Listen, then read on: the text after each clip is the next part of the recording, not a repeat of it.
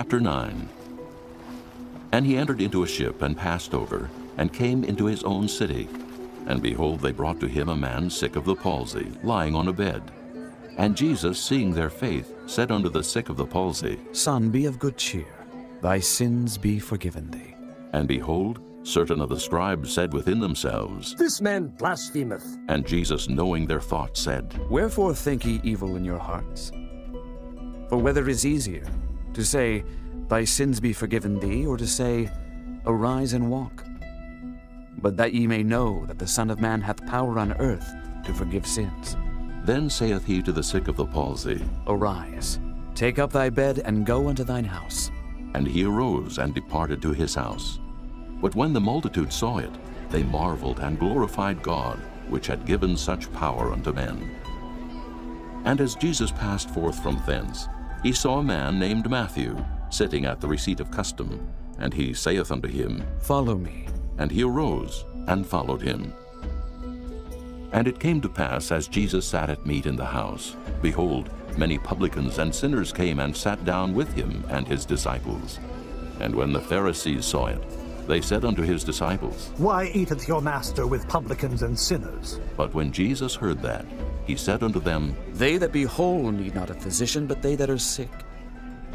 But go ye and learn what that meaneth. I will have mercy and not sacrifice. For I am not come to call the righteous, but sinners to repentance. Then came to him the disciples of John, saying, Why do we and the Pharisees fast oft, but thy disciples fast not? And Jesus said unto them, Can the children of the bride chamber mourn as long as the bridegroom is with them? But the days will come when the bridegroom shall be taken from them, and then shall they fast. No man putteth a piece of new cloth unto an old garment, for that which is put in to fill it up taketh from the garment, and the rent is made worse. Neither do men put new wine into old bottles, else the bottles break, and the wine runneth out, and the bottles perish. But they put new wine into new bottles, and both are preserved. While he spake these things unto them, behold, there came a certain ruler and worshipped him, saying, My daughter is even now dead, but come and lay thy hand upon her, and she shall live. And Jesus arose and followed him, and so did his disciples. And behold, a woman which was diseased with an issue of blood 12 years came behind him, and touched the hem of his garment. For she said within herself, If I may but touch his garment, I shall be whole. But Jesus turned him about, and when he saw her, he said, Daughter, be of good comfort. Thy faith hath made thee whole. And the woman was made whole from that hour. And when Jesus came into the ruler's house, and saw the minstrels and the people making a noise, he said unto them, Give place, for the maid is not dead, but sleepeth. And they laughed him to scorn. But when the people were put forth, he went in, and took her by the hand, and the maid arose. And the fame hereof went abroad into all that land. And when Jesus departed thence, 2 blind men followed him, crying and saying, Thou Son of David, have mercy on us. And when he was come into the house, the blind men came to him. And Jesus saith unto them, Believe ye that I am able to do this? They said unto him, Yea, Lord. Then touched he their eyes, saying, According to your faith be it unto you. And their eyes were opened.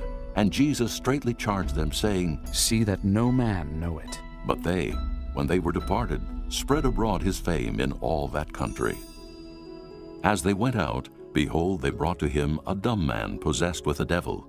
And when the devil was cast out, the dumb spake, and the multitudes marveled, saying, It was never so seen in Israel. But the Pharisees said, He casteth out devils through the prince of the devils. And Jesus went about all the cities and villages, teaching in their synagogues, and preaching the gospel of the kingdom, and healing every sickness and every disease among the people. But when he saw the multitudes, he was moved with compassion on them, because they fainted and were scattered abroad, as sheep having no shepherd. Then saith he unto his disciples, The harvest truly is plenteous, but the laborers are few. Pray ye therefore the Lord of the harvest, that he will send forth laborers into his harvest.